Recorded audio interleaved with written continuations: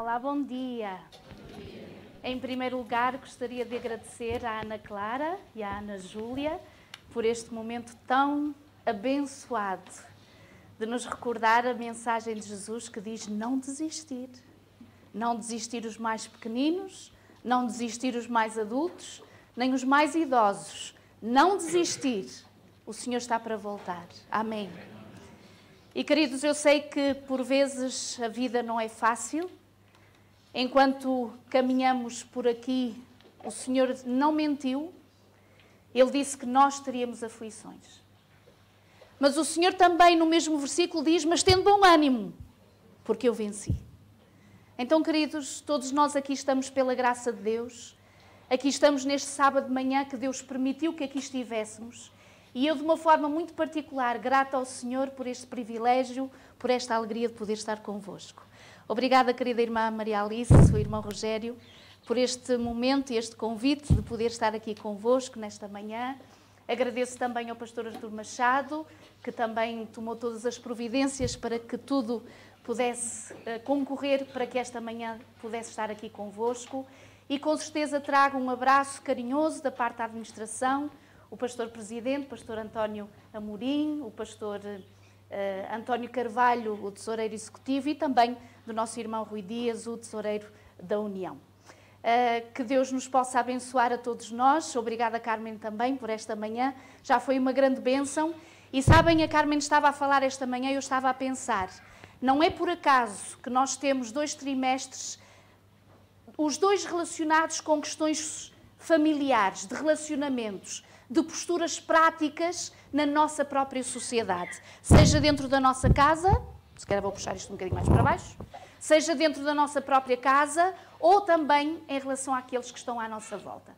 Queridos, que o Senhor nos possa abençoar e orei ao Senhor para que me pudesse inspirar, para que esta manhã pudesse trazer alguma coisa relevante para as vossas famílias, assim como eu preciso de algo relevante da palavra de Deus para a minha família. E sabem, queridos, quando nós, se calhar alguns de nós muitas vezes dizem assim, antigamente a igreja é que era bom. Antigamente a igreja, o que nós fazíamos na igreja. Queridos, quem é a igreja? É o edifício? São os tijolos? Não. A igreja somos nós, santos. E se nós nos estamos lamentando da igreja, nós não estamos tendo consciência que nós estamos a lamentar de nós, da nossa casa, dos nossos filhos, do nosso casamento, de nós. Quando nós hoje constatamos que a igreja não está bem, tenhamos coragem para dizer, eu não estou bem. A minha casa não está bem. Quando nós hoje lutamos e desejamos por igrejas vitoriosas, igrejas fortes, igrejas que transmitam alento, coragem, temor ao Senhor, fervor a Deus, à sua palavra, fidelidade. Queridos, como vai a minha casa? Não há milagres. A igreja é o reflexo daquilo que é a minha casa. Se na igreja não há fervor, é porque na minha casa não há tempo para Deus. Se na igreja não há desejo de ouvir, de escutar, de praticar, é porque na minha casa muitas interferências têm impedido de momentos com Deus. E, meus queridos, eu creio que todos nós sentimos que o inimigo sabe exatamente a melhor forma de destruir a igreja. E a melhor forma de fragilizar uma igreja é fragilizar uma casa.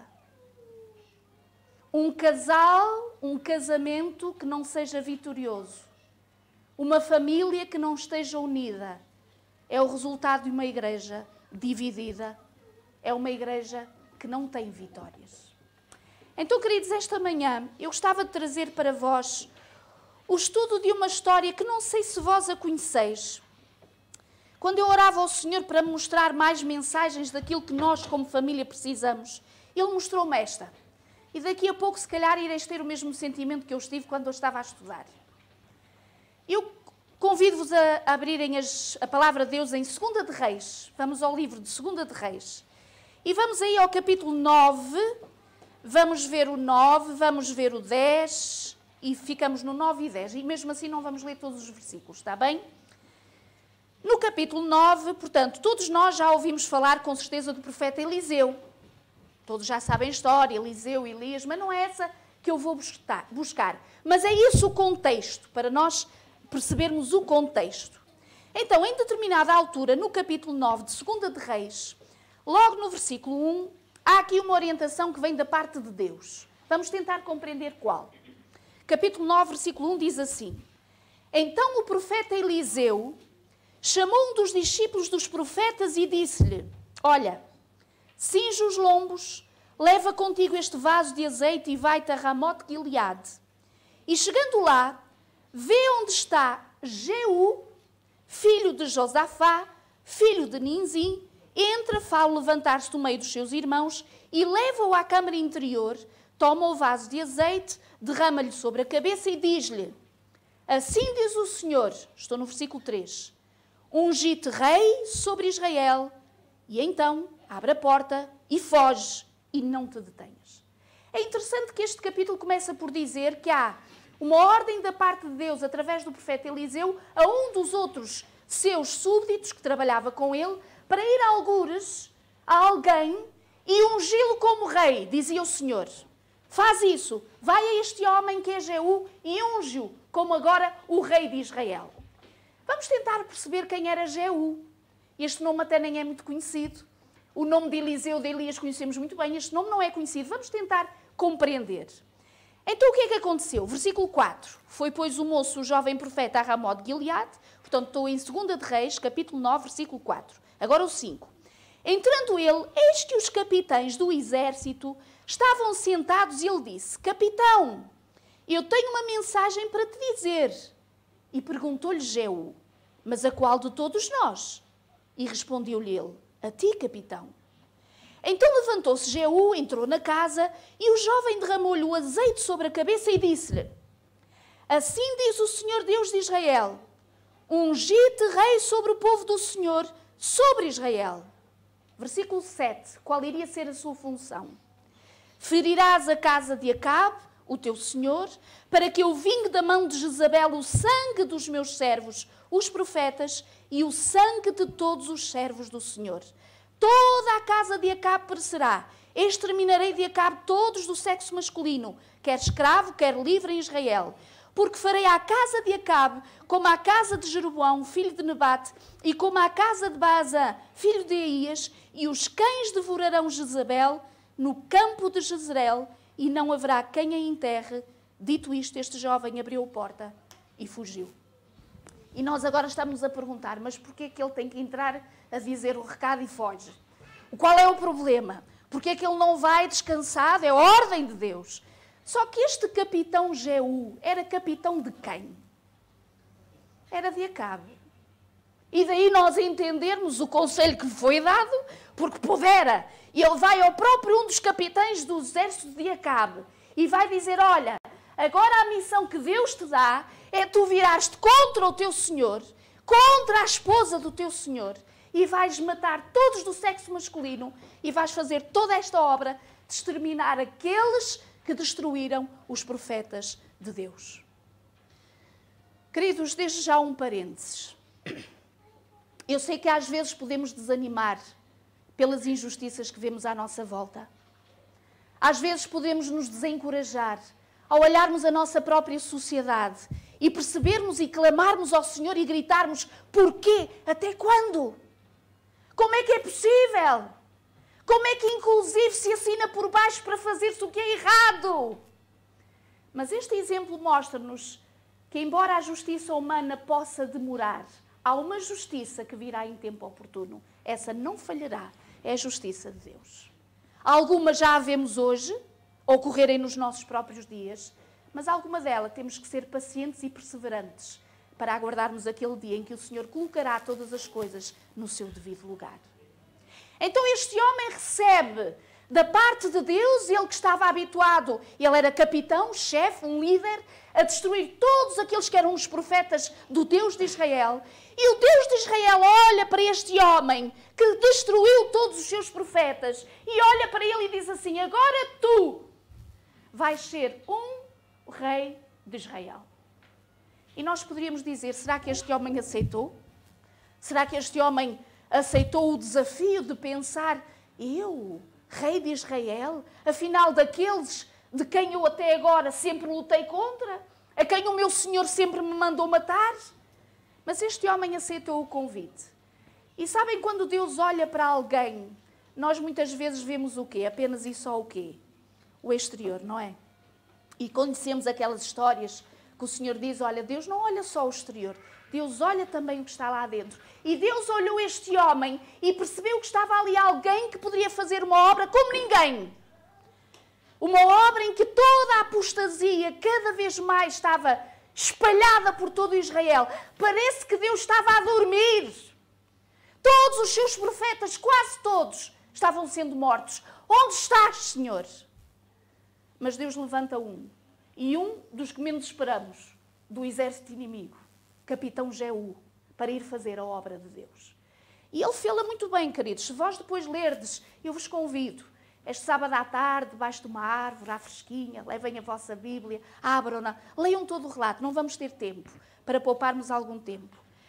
O que é que acontece? Há logo 2 reis, logo aí a partir do versículo 14. Jorão e Acasias foi um dos primeiros reis de Israel, o Jorão, e estes 2 são logo mortos por Jeú. Portanto, e porquê estes 2 reis? Porque eles não estavam fazendo de acordo com a vontade de Deus. E em determinada altura, quando conta esta história de como ele está a matar estes 2 reis que estavam a ser infiéis ao Senhor, é interessante que em determinada altura, diz aqui no versículo 20, e nós vamos ver este pormenor porque ele é importante. No versículo 20 do capítulo 9 diz assim, o atalaia deu o aviso dizendo, também este chegou a eles, porém não volta. Sabem o que era um atalaia, queridos? Eram aqueles que ficavam em cima dos muros, que protegiam as cidades, e a sua incumbência era perceber quando é que exército inimigo vinha para dar o SOS e o alarme de que estava a chegar o exército inimigo. Neste momento, este atalaia só vê um carro, algures, ao fundo. E o que é que ele diz? Este chegou a eles, porém não volta. O guiar do carro parece o quê? Como o que de Jeú, filho de Ninzim, porque ele quê? Uau! Reparem, não via binóculos. Ele não sabia quem é que vinha lá além, ainda vinha muito longe. Mas este atalaia desconfiou que fosse Jeú. Porque ele tinha fama de quê? Motocross, não é? Naquele tempo, ali a motocross, ali o pó, poeira ao longe. Este homem demonstra no seu ato de conduzir que tinha uma personalidade muito forte. E, meus queridos, um parênteses. Eu creio que muitas das vezes os lugares onde nós somos mais testados na nossa paciência é nas estradas. E para quem conduz, percebe o que eu estou a dizer. Nem para nós fazermos asneiras, nem para os outros fazerem. Mas é verdade que parece que nós sentimos vontade de chamar nomes. À vontade, não é? Quem nos passa à direita ou à esquerda, que não tem tempo, parece que não tem tempo. Este homem, Jeú, não estava a ser reconhecido porque ele ainda não estava perto, mas eles já sabiam que era ele, porque ele conduzia furiosamente. Este homem acaba por fazer exatamente, reparem, a força que ele tinha e a destreza como capitão do exército. No versículo 24 diz assim, Jeú entesou o arco, porque Jorão estava a fugir. Jeú entesourou o arco com toda a força e feriu a Jorão entre as espáduas, e a flecha saiu-lhe pelo coração e ele caiu no seu carro. Nós estamos a ver que era alguém que tinha prática, era alguém que era muito bom no seu serviço, e neste caso o serviço que Deus o aconselhou para destruir todos aqueles que estavam fazendo mal ao povo de Israel. Mas o momento mais preciso da obra deste homem vem aí a partir do versículo 30. E agora reparem o que é que diz o versículo 30. Tendo Jeú chegado a Jezreel, Jezabel soube, e ela já tinha ouvido falar, que um dos capitães do seu marido se tinha voltado contra eles e agora estava exatamente a fazer a obra oposta. Ela ouviu dizer. E o que é que diz aí? O que é que ela fez? Pintou-se à volta dos olhos, enfeitou a sua cabeça e olhou pela janela. Ela estava no seu palácio, na sua janela bem alta, E agora, queridas senhoras, que os homens não nos escutam, já nesta altura uma mulher sabia como ser sensual. E sabia que tinha poder para pelo menos tentar dar a volta à cabeça deste homem.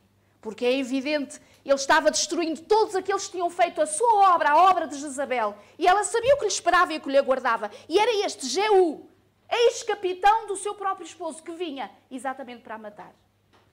E ela pinta os seus olhos. A roupa que ela coloca seguramente evidenciava as suas curvas, as suas formas, para ver realmente se conseguia convencer o contrário deste homem.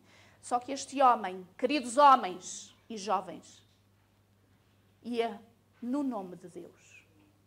E quando nós estamos vivendo no nome de Deus, não importa se vemos formas que não da nossa esposa, outras formas expostas, nós não nos deixaremos enganar e ir por um caminho que não é a fidelidade ao Senhor e àqueles a quem amamos. Amém? Porque o mundo está preparado para tomar e tirar armadilhas. Para atirar armadilhas aos filhos de Deus. E, queridos, hoje, cada vez mais, não é esse o tópico esta manhã, mas posso-vos dizer em parênteses, se outrora nós tínhamos uma mensagem para aqueles que não conhecem a Deus sobre a infidelidade no casamento, hoje a mensagem é para dentro da Igreja de Deus. Que triste! Que dor, irmãos, queridos jovens, que hoje qualquer motivo, qualquer assunto é razão para uma separação. Falaríamos sobre isso se o assunto fosse esse, mas não é. Mas fica aqui um SOS. Não há razão para nós quebrarmos um voto quando estamos sob o poder de Deus. Mas temos que estar sob o poder de Deus. Temos que viver com Deus. Temos que chorar junto de Deus. Um casamento vitorioso não é um casamento sem falhas, sem problemas, sem dificuldades, sem angústias, queridos. Um casamento vitorioso é aquele casamento que, embora tenha lágrimas, as seca aos pés de Deus. Se perdoam aos pés de Deus. Se ajudam com o poder de Deus. Esse é um casamento vitorioso. Este homem, Jeú, chegou a Jezabel. Ela tentou, pelo menos, usar a sua parte física para persuadir. Mas no versículo 31 diz assim: ao entrar Jeú pelo portão do palácio, disse ela: teve paz Zinri, que matou o seu senhor. Sabem o que é que ela começa por fazer? Para além da parte física, que ele olhou para ela, seguramente ela estava bela, exposta, formosa, atraente. Mas ela tenta mexer também com o seu psicológico. E tenta dizer-lhe assim: diz-me, tu lembras de quem foi Zinri? E quem tinha sido Zinri? Tinha sido exatamente também um dos capitães que se tinha revoltado contra o seu senhor. E ela está-lhe a dar a entender: tu não tens consciência do que estás a fazer, queres ser como o outro, que também se virou contra o seu senhor. Versículo 32. Levantou ele o rosto para a janela e disse: quem é comigo? Quem? E 2 ou 3 eunucos olharam para ele. Então disse ele, versículo 33, sabem que este é o momento em que, se nós estivéssemos a ver isto na televisão, tinha uma bolinha vermelha. Porque isto é duro e é violento, fisicamente falando. Então ele disse: lançai-a daí abaixo, ou seja, para atirar esta mulher da janela para baixo. Lançaram-na abaixo e foram salpicados com o seu sangue a parede e os cavalos. Queridos, aqui imaginamos a altura que aquilo teria. O palácio era enorme. Esta mulher acaba por ter uma morte correspondente à sua vida. Miserável! Miserável! E todos aqueles que estão lutando contra Deus, hoje tendo a oportunidade de ser diferente, de fazer diferente, são miseráveis hoje. E se não se arrependerem, queridos, terão um fim miserável. Esta mulher cai da janela do palácio, a altura é tão grande que quando ela bate no chão, tudo se parte e rebenta, que até o próprio sangue estilaça e salpica os cavalos que ali estavam estacionados e também as paredes do palácio. Não bastasse, o que é que diz o resto do versículo? E Jeú, o que é que diz aí? Atropelou-a. Como é que ele conduzia?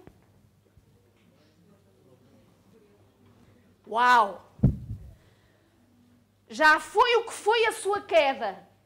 E este homem, Jeú, pega no seu carro e furiosamente passa por cima desta mulher. Mas lá no fundo, Jeú ainda tinha um mínimo de respeito, quanto mais não fosse pelo ser humano, porque ele diz assim, versículo 34.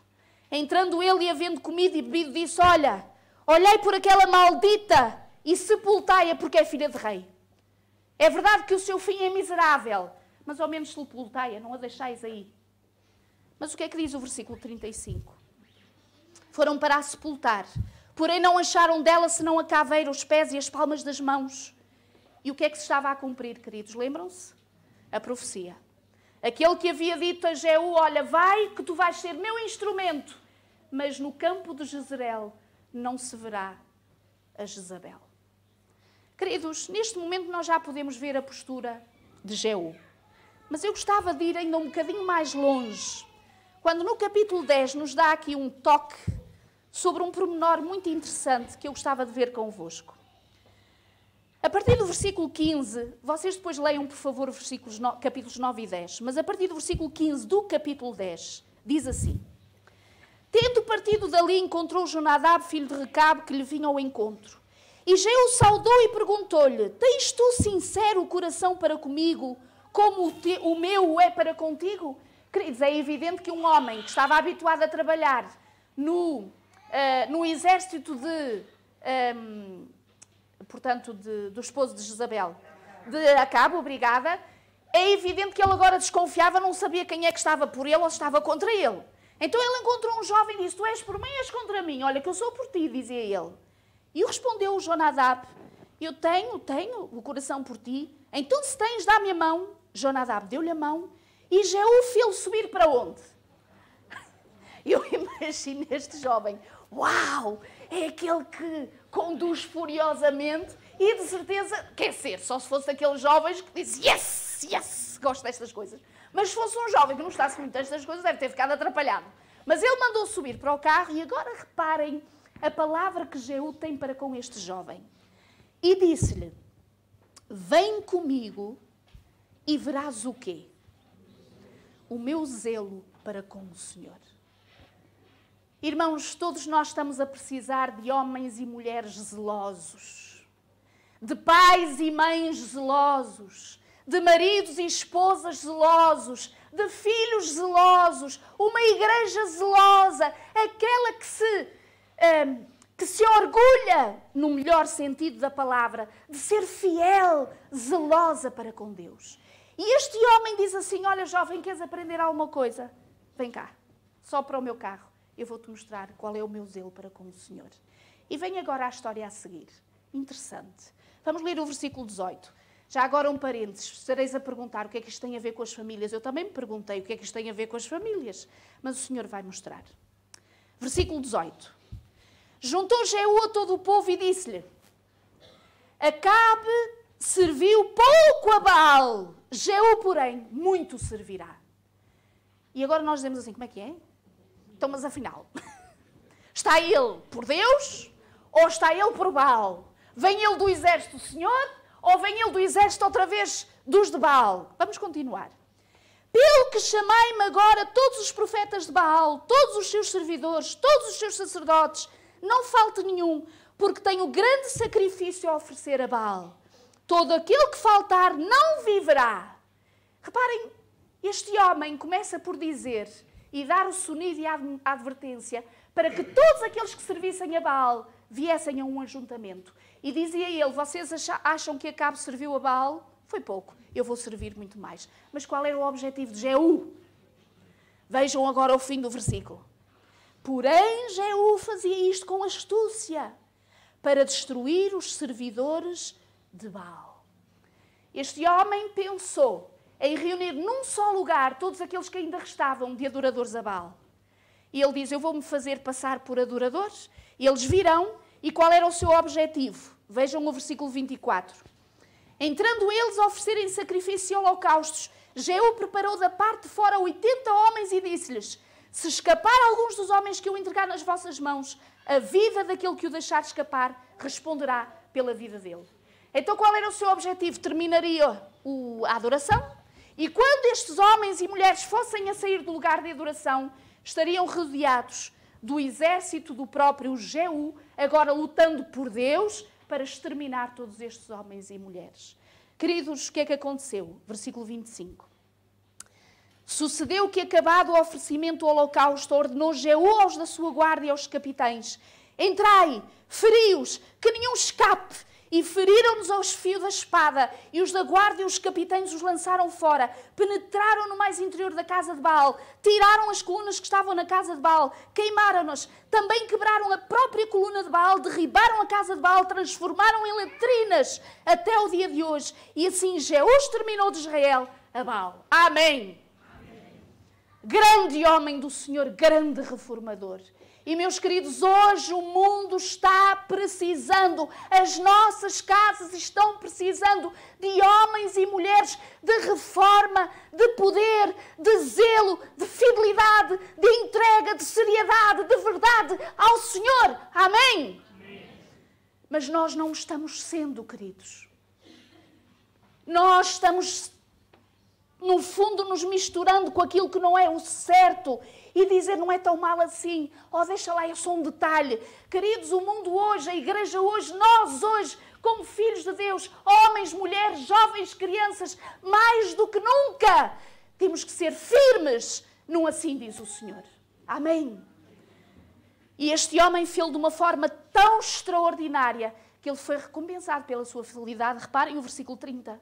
Pelo que disse o Senhor a Jeú: porquanto bem executaste o que é reto perante mim, fizeste à casa de Acabe, segundo tudo quanto era do meu propósito, os teus filhos até à 4ª geração assentar-se-ão no trono de Israel. Irmãos, sempre que fizermos o bem, seremos quê? Recompensados por esse bem. Sempre que fizermos o trabalho de Deus, Deus não deixará de abençoar. Aliás, Deus é tão extraordinário que até abençoa, apesar dos nossos pesares. E quando eu estava a ler esta história, eu dizia realmente, Senhor, nos dias que vivemos, precisamos de homens e mulheres assim. Na nossa casa, marido e esposa, sim, sim, não, não. Diante dos nossos filhos, sabem o que é certo e o que não é. Não há misturas, não há confusões, há seriedade. E eu perguntava, mas Senhor, o que é que isto tem a ver com a gente? Um homem poderoso, de exército, de armadura, vai e mata tudo, e sangue, e estalhaços e coisa e tal. Senhor! E o Senhor dá agora a resposta. No versículo 28 diz: assim Jeú exterminou de Israel a Baal. E agora vem uma palavrinha no versículo 29. Como é que começa o vosso versículo?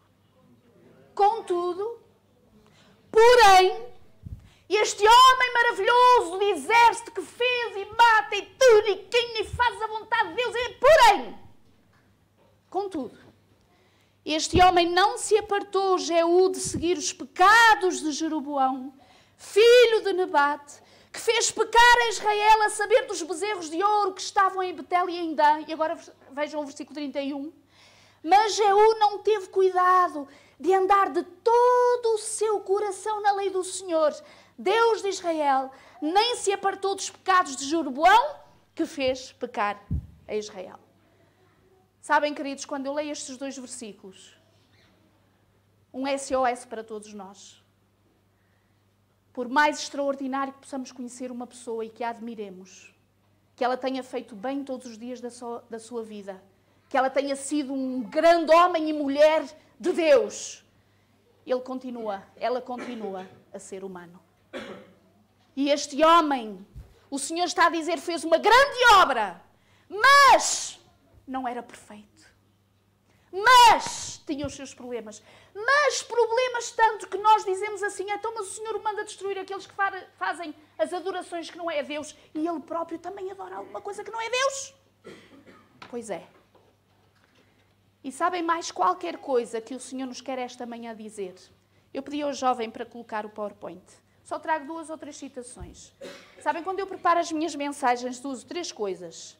A Bíblia, em primeiro lugar, o Espírito de Profecia, logo a seguir, e um dicionário. Não é porque não saiba, mas é para ver as diferentes tonalidades das palavras. Quando eu li esta história, ainda sem entender, eu dizia, oh Senhor, o que é que Tu queres dizer desta história às nossas famílias? E o Senhor me conduziu ao Espírito de Profecia. E fui fazer uma pesquisa online e coloquei só a palavra Jeú. Deixa lá ver se Ellen White fala uma coisa sobre Jeú. Admirem-se. Podem descer, queridos, para lerem as citações, para não perderem. Nas orações feitas a favor da irmã F, houve confusão de sentimentos. Alguns se revelaram fanáticos, sendo movidos apenas por um impulso de momento. Tinham zelo, mas um zelo sem quê? Sem entendimento. Outros olhavam o grande resultado que ali deviam presenciar e como que triunfavam antes da vitória estar ganha. Vou-vos contextualizar. Ellen White está a fazer referência a uma reunião de oração que houve, um grupo de oração, sobre alguém que estava doente. E a postura destes irmãos que estavam ali para orar por alguém que estava doente, é deles que ela está a falar qual era a sua postura. E eles estavam zelosos, orando por aquela pessoa que estava doente, mas estavam sem entendimento. E ela continua a dizer... Havia ali muito desse espírito de Jeú. Espírito de Jeú, e eu, alto lá. O que é que isto quer dizer? O espírito de Jeú que disse, vai comigo e verás o meu zelo para com o Senhor. Lembra-se quando é que ele disse isso? Ó jovenzinho, olhando a ver como eu sou bom. Como eu amo muito a Deus, como eu faço a obra de Deus, como eu prego como ninguém a obra do Senhor. Vem comigo. Mas a irmã Ellen White diz assim, em vez dessa confiança própria... deviam manifestar espírito de humildade, desconfiança própria, chegando-se para Deus com um coração contrito e um coração quê? Arrependido. Irmãos, nós temos uma mensagem de vitória para dar a este mundo, sem dúvida. Mas o vaso de barro continuará a ser sempre um vaso de barro. Cuidado para nós não trazermos sobre nós a glória apenas e só para o Deus que nos envia. Não é nós, queridos. Na nossa casa, com a nossa esposa, com os nossos filhos, muitas vezes é o nosso espírito arrogante. É a nossa postura zelosa, sem entendimento, que em vez de trazê-los os amados para o Senhor, nós ainda os afastamos mais. Vamos ver mais duas citações. A verdade deve ser apresentada com tato divino, gentileza, brandura. Deve provir de um coração enternecido e que tenha simpatia, queridos. Ainda esta manhã nós estamos a iniciar um trimensário que toca nos nossos corações para sentirmos ternura, empatia por quem realmente tem dificuldade. Irmãos, já agora um à parte, o tempo está a voar, mas deixem-me contar só esta experiência. Uma vez o meu marido estava numa igreja, e chegou a essa igreja e havia um irmão já de certa idade, ele já adormeceu em Jesus. E disse assim, pastor, ninguém quer fazer comigo trabalho missionário. Ninguém quer vir. Tu quer ficar em casa, ninguém quer vir. E o meu marido disse assim, irmão, não seja por isso, eu vou consigo. Então o meu marido combinou um domingo de manhã, desculpem, mas isto aqui é um spa. Então nós estamos... um domingo de manhã, lá foi com aquele querido irmão, disse, vamos lá, irmão. E o irmão veio assim, vira-se para o meu marido e diz assim, pastor, você não diga nada, deixa que eu falo. Está bem, irmão, tudo bem. E este santo de Israel, chegaram a uma porta, tocaram à campainha e apareceu uma senhora de avental, aquilo já era ali umas 11 e tal, a senhora devia estar ocupada a preparar o almoço. E este irmão diz assim, bom dia. E a senhora diz, sim, faz favor. E este irmão olha para aquela senhora, não conhecia de lado nenhum, a primeira vez que a vê, a primeira vez que ela os vê, e diz assim, sabe que vêm as 7 últimas pragas?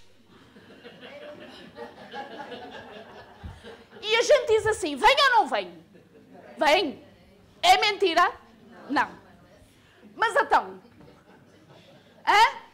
E o meu marido logo naquela altura disse assim, agora eu percebo porque é que ninguém quer vir com este irmãozinho fazer. Pronto. Isto para dizer o quê, queridos? Temos uma verdade, sem dúvida. Mesmo lá em casa, quando nós falamos com os nossos cônjuges, às vezes nós dizemos assim, pumba, toma lá que já merecias. É verdade ou não é? É. Era verdade? Era. Mas como é que eu a disse?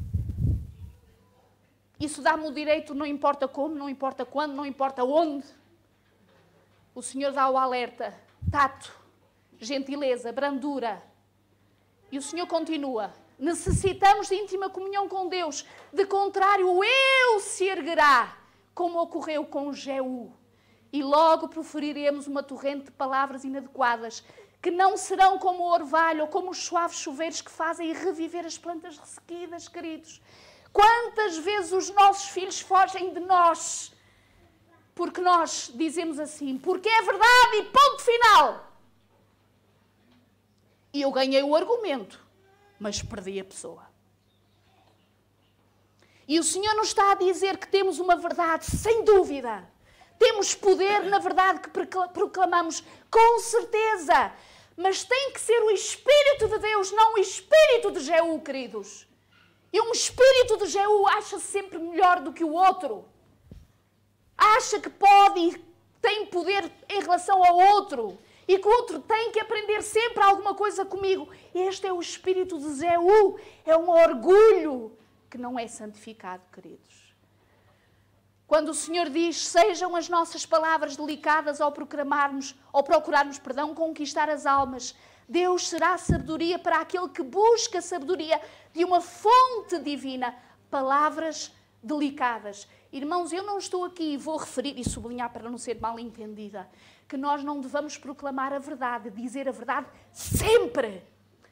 Aliás, o Senhor conta connosco para isso. Sempre a verdade.